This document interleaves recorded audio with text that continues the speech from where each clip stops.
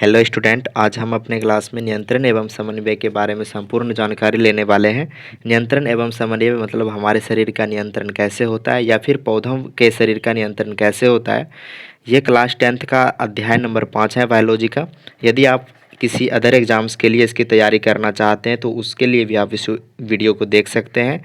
इसमें ब्रेन के बारे में आपको संपूर्ण जानकारी मिलेगा और हार्मोन्स के बारे में, हमारे शरीर में कौन कौन से हार्मोन्स होते हैं जो कि हमारे शरीर में नियंत्रण एवं समन्वय करते हैं, उसके बारे में भी संपूर्ण जानकारी मिलेगी। तो बने रहिए लास्ट तक वीडियो में। चलिए वीडियो को स्टार्ट करते हैं।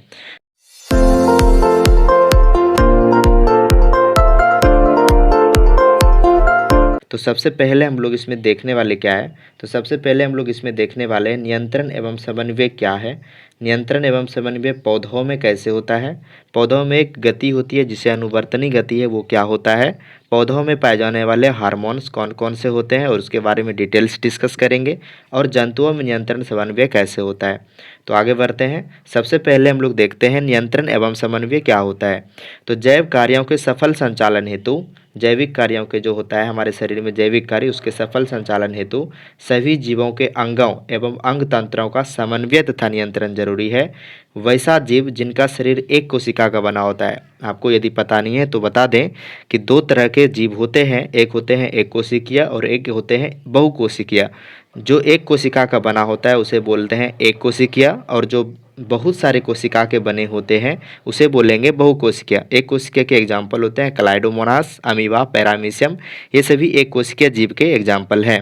तो हम लोग यहाँ देखेंगे वैसा जीव जिनका शरीर एक कोशिका का बना होता है, उसमें जो सभी क्रियाओं का संचालन होता है एक ही कोशिका के द्वारा होता है। देखिए यहाँ पर उसी अकेली कोशिका के द्वारा होता है, जबकि बहुकोशिकीय जीवों में भिन्न भिन्न कार्य के लिए अलग अलग अंग तंत्र पाए जाते हैं। मतलब बहुकोशिकीय जो जीव होते हैं उसमें एक अलग अंग पाया जाता है जिससे कि नियंत्रण एवं समन्वय हो पाए।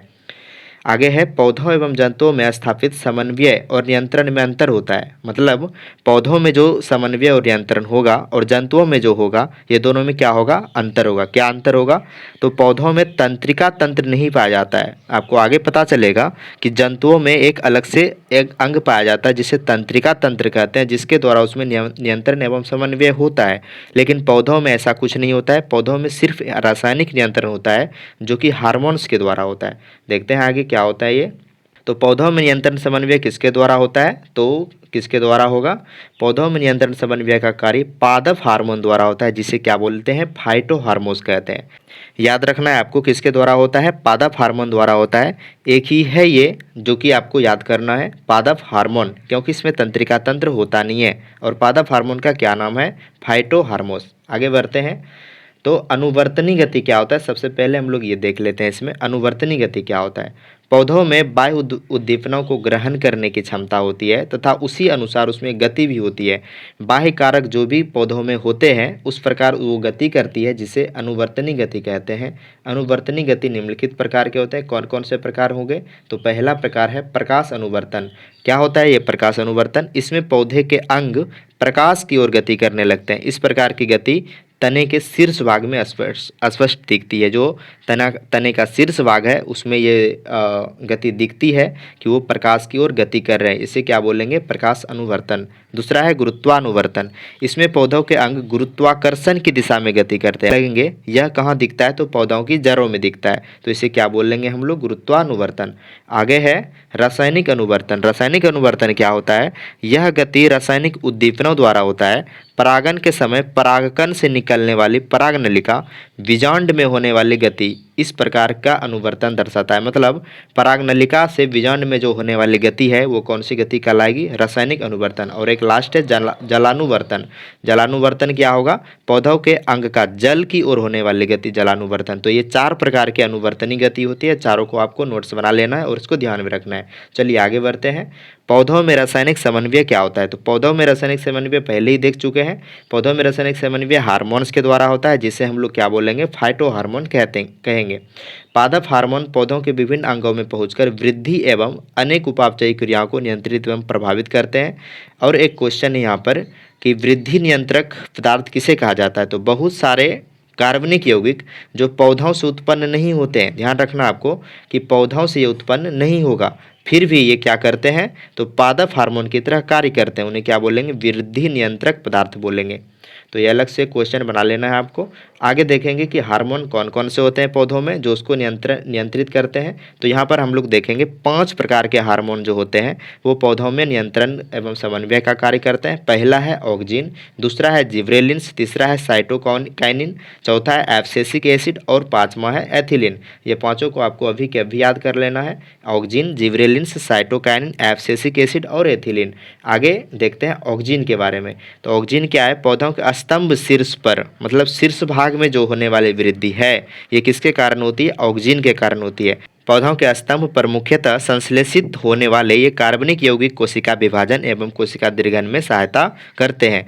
ऑक्जिन के द्वारा मुख्यतः पौधे के तने में वृद्धि होती है। ये प्रायः बीज रहित फलों के उत्पादन में सहायक होते हैं। ये पॉइंट आपको ध्यान में रख लेना है, लास्ट पॉइंट जो है कि ये प्रायः बीज रहित फलों के उत्पादन में सहायक होते हैं। आगे बढ़ते हैं जिब्रेलिन्स। तो जिब्रेलिन्स क्या होगा, इस वर्ग का मुख्य हार्मोन जिब्रेलिक अम्ल है। मतलब कि इसका जो हार्मोन है, हार्मोन कौन सा है, जिब्रेलिक अम्ल। तो क्वेश्चन यदि ये पूछा जाए आपसे कि जिब्रेलिक अम्ल किस में पाया जाता है, तो जिब्रेलिन्स में पाया जाता है, जो जटिल कार्बनिक यौगिक है।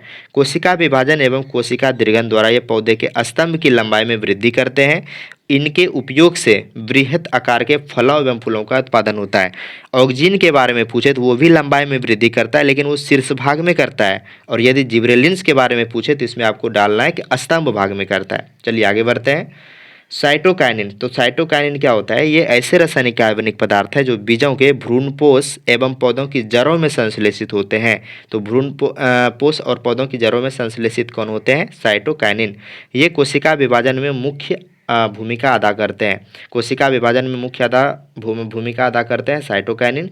ये जीर्णता को रोकते हैं, पर्णहरित को काफ़ी समय तक नष्ट नहीं होने देते हैं। इसी का एक कारण है कि पत्ती ज़्यादा देर तक जो हरा दिखाई देता है वो किसका कारण है, साइटोकाइनिन। और ये कोशिका विभाजन में मदद करता है, क्लोरोफिल को ज़्यादा देर तक बचाए रखता है, नष्ट नहीं होने देता है। तो ये सब क्रिया किसका है, साइटोकाइनिन। अब इसी के एक विपरीत है एब्सिसिक एसिड। एब्सिसिक एसिड क्या करेगा, ये एक वृद्धि रोधक कार्बनिक यौगिक है।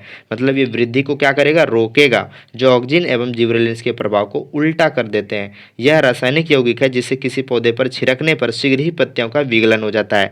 यदि पत्ती को सुखाना हो तो इस रासायनिक यौगिक को हम लोग छिड़क देते हैं, कौन सा, एब्सिसिक एसिड। तो वृद्धि रोधक हार्मोन कौन सा है, एब्सिसिक एसिड। एक और लास्ट है हम लोग का एथिलीन। एथिलीन क्या होता है, ये गैस रूप में पाया जाने वाला हार्मोन है। ये क्वेश्चन पूछा जाता है कि गैसीय रूप में पाया जाने वाला हार्मोन कौन सा है, तो एथिलीन। यह खासकर वैसे उच्च वर्ग के पौधों में पाया जाता है जो प्रतिकूल परिस्थितियों में रहते हैं। यह फलों को पकाने में सहायक होते हैं। ये क्वेश्चन बहुत इंपॉर्टेंट है कि फलों के पकाने में कौन सहायक होता है, एथिलीन। अतः इसे फल पकाने वाला हार्मोन भी कहते हैं। कृत्रिम रूप में से फलों को पकाने में इसका उपयोग किया जाता है। कृत्रिम रूप से भी फल को पकाने में किसका उपयोग किया जाता है, तो एथिलीन का प्रयोग किया जाता है। तो ये थे 5 हार्मोन जिसके बारे में अभी हम लोग देख चुके हैं। आगे है जंतुओं में नियंत्रण एवं समन्वय। तो जंतुओं में नियंत्रण एवं समन्वय 2 प्रकार से होते हैं। जैसे कि हम लोग पौधों में देखें तो पौधों में कितने प्रकार से था, एक प्रकार से रासायनिक वाला। रासायनिक वाला मतलब किसके द्वारा हम लोग कर सकते थे, हार्मोन के द्वारा। लेकिन जंतुओं में क्या होता है, हम लोग 2 प्रकार से कर सकते हैं, एक तंत्रिका तंत्र द्वारा और एक रासायनिक नियंत्रण मतलब हार्मोन द्वारा। हमारे शरीर में मतलब मनुष्य के शरीर में या फिर कोई भी बहुकोशिकीय जीवों में 2 प्रकार से नियंत्रण समन्वय होता है। एक होता है तंत्रिका तंत्र द्वारा और एक हार्मोन द्वारा। दोनों को हम लोग अगले वीडियो लेक्चर में देखने वाले हैं और उसका कंप्लीट जानकारी लेने वाले हैं। तो पार्ट 2 वीडियो को आपको पूरा देखना है, जल्द ही वो भी वीडियो आने वाला है। तो इस वीडियो में यदि आपको कंप्लीट समझ में आ गया होगा तो आप इसका नोट्स बना लीजिए और नोट्स बना करके आप रिवीजन कर सकते हैं। तो मिलते हैं नेक्स्ट वीडियो में, धन्यवाद।